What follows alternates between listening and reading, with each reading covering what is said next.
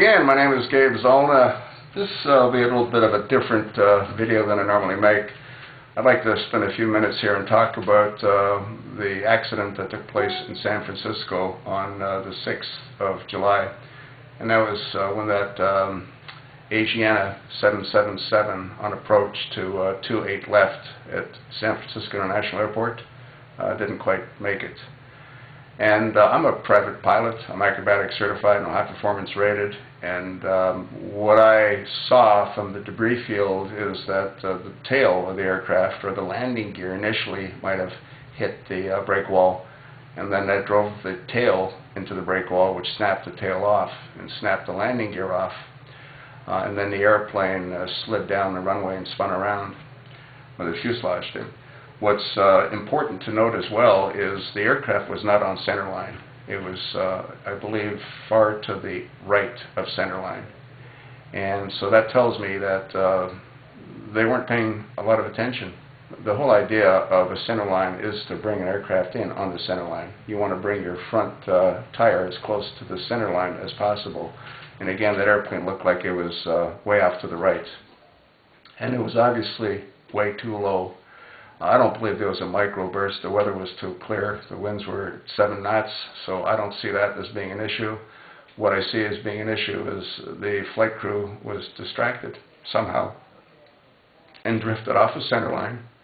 They weren't flying in ILS. If they would have, then none of this would have happened. They were flying visual approach, which means that the pilot is in total control of the airplane. It's not being flown by instruments to land.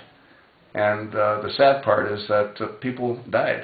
Now, what's truly amazing is the number of people that survived, because obviously when that plane crashed, it didn't take long before it burst into flames.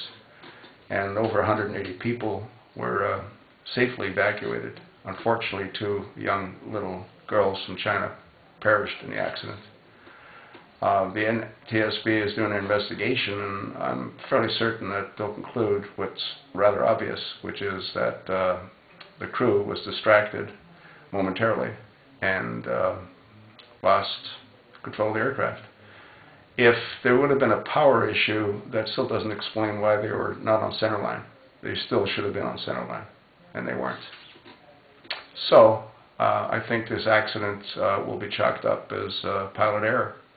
It's very unfortunate because obviously pilots strive to do the best that they can, but it just takes a split second of a diversion. Flying an airplane is, I think, an incredible rush. There's nothing like it, but it's also incredibly dangerous, and it doesn't allow for a lot of latitude, especially on either takeoff or landing. The majority of accidents that occur on either one of those 2 phases. Very seldom do you have an issue in flight.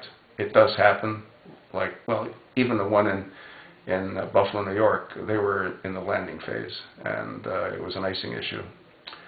But in either case, I'm sure the NTSB will provide the report. It'll probably take a year before it actually comes out, but there's no doubt in my mind as to what happened. The evidence is splattered all over the runway. Anyway, fly safe, and let's hope it never happens again.